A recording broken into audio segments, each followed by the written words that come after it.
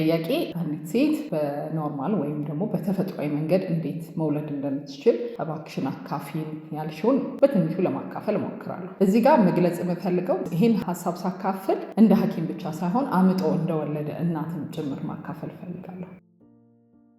አንዲት ሴት አምጣ ለመውለድ አንደኛ ትልቁ ውሳኔዋ ነው። በተለምዶ ብዙ ሴቶች አሁን በኦፕሬሽን ይወልዳሉ፣ ግን ምጥን ከመፍራት ብቻ ወደ ኦፕሬሽን የሚሄዱ ሴቶች እንዳሉ እንዳትዘነጉ። ስለዚህ ውሳኔሽ አምጦ መውለድ ከሆነ አንደኛ አይምሮሽን ለዛ ህመም ማዘጋጀት። ምጥ ያማል፣ ግን ያ ህመም ልክ ወልደሽ ስጨርሽ የሚጠፋ ህመም ነው። ልክ መብራት ስታጠፊ እንደምታጠፊው እንደዚህ አይነት ህመም የለም። በየትኛውም አይነት የህመም ታሪኮች ስታይ ምጥ ብቻ ነው ወዲያው የሚጠፋው። ከዛ ውጭ ደግሞ አንዲት ሴት ለማማጥ እንደምትችል የሚታወቁ በቂ የሆነ ክትትል ያስፈልጋታል። የመጨረሻው ከ36 ዓመት በኋላ በሚኖራት ክትትል ላይ የዳሌ አጥንቶቿና የማህፀን የውስጥ አጥንቶች ታይተው አምጠሽ ለመውለድ ብቁ መሆንሽ መረጋገጥ ይኖርበታል።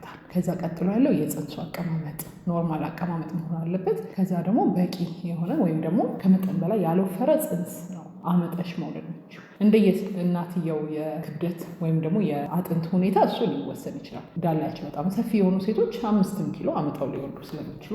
ከዛ ውጭ ግን አምጠሽ እንድትወልጂ የሚረዱሽ የስፖርት አይነቶች አሉ። እነዚህ በተለይ እግር፣ ሆድና ወገብ የውስጠኛውን የፐልቪክ ማስል የምንላቸውን የሚያጠነክሩ እንቅስቃሴዎች አምጠሽ ለመውለድ በጣም ይረዱሻል። የምጥ ላይ የመጨረሻው ደረጃ ላይ ነው የአንቺ ጡንቻዎች የሚያስፈልጉት እንጂ የመጀመሪያው የምጥ ደረጃ ላይ በቂ የሆነ ፅንሱ አቀማመጥ፣ በቂ የሆነ ኢንሸርት ውሃና ሙሉ ጤንነት ላይ ከሆንሽ የመጣው ምጥ ራሱ እየገፋ ማህፀን ከፍቶ እንዲጨርስ ያደርጋል። የአንቺ አቅም የሚያስፈልገው መጨረሻ ላይ ገፍቶ ለማስወጣት። በዚህ ፕሮሰስ ውስጥ ገፍተሽ ለማስወጣት የሆድ ማስል፣ የሆድሽ ጡንቻ፣ የወገብ ላይ ያሉ ጡንቻዎችና የውስጥ ፐልቪክ ውስጥ ያሉ ጡንቻዎች ጥንካሬ ያስፈልጋል። እነዚህም ደግሞ ኬግል ኤክሰርሳይዝ የሚባል አለ። የውስጠኛውን የማህፀን ግድግዳዎች የሚደግፉትን ጡንቻዎች እንዴት ማጠንከርና ጠንካራ እንዲሆኑ፣ ጠንካራ ሲሆኑ የመለጠጥ እድላቸው ይጨምራል።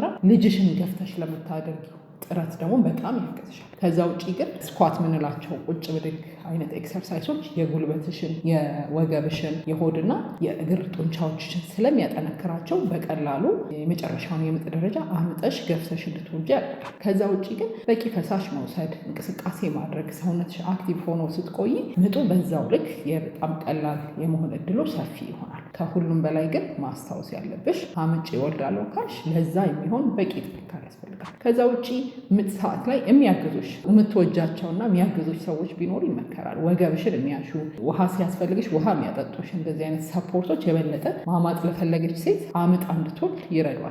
ከዛ ውጭ ለምጥ ጀምሮሽ ወደ ሆስፒታል ስቴጅ የሚመከረው ከባድ የሆነ ምግብ አለመብላት። ምጥ ላይ ማስታወክ አለው፣ ማጥወልወል አለው፣ ህመም አለው። ስለዚህ ቀለልና ፈሳሽ የሆኑ ምግቦች ላይ ብቻ ብታተኩሪ እነሱ በቂ የሆነ ሰውነትሽንም በቂ እድል ይሰጣል። ከዛ ውጭ ግን ማስተዋል ያለብሽ ምጥ ላይ ህመም ይመጣል። ብዙ ጊዜ ህመሙን ዋጥ የሚያደርጉ ሴቶች ዝም ይላሉ እና ዝም ማለቱ ብዙ እንትን የለውም። ቀስ ብሎ ግን በቂ ኦክሲጅን መውሰድ ይመከራል። እያንዳንዱ ምጥ ላይ የሚሆነው ኮንትራክሽኑ ሲመጣ ህመም አለው። ያ ህመም የሚፈጠረው ጡንቻዎችሽ፣ የማህፀን ላይ ያሉት ጡንቻዎች ስለሚኮማተሩ ነው። እነዚህ ጡንቻዎች ሲኮማተሩ ኦክሲጅን ያጥራቸዋል። ስለዚህ የሚቀጥለው ህመም ከዛ የበለጠ አልፎ እንዳይል በቂ ኦክሲጅን መውሰድ አለብሽ ነው። ተንፍሱ፣ በደንብ አየር ውሰዱ የሚባለው ሰውነትሽ ውስጥ በቂ ኦክሲጅን እንዲኖርና ህመሙም እየቀነሰ እንዲሄድ ነው። ከዚህ ጋር ተያያዥ ጥያቄ ካላችሁ ኮመንት ሴክሽን ላይ አስቀምጡልኝ። አመሰግናለሁ።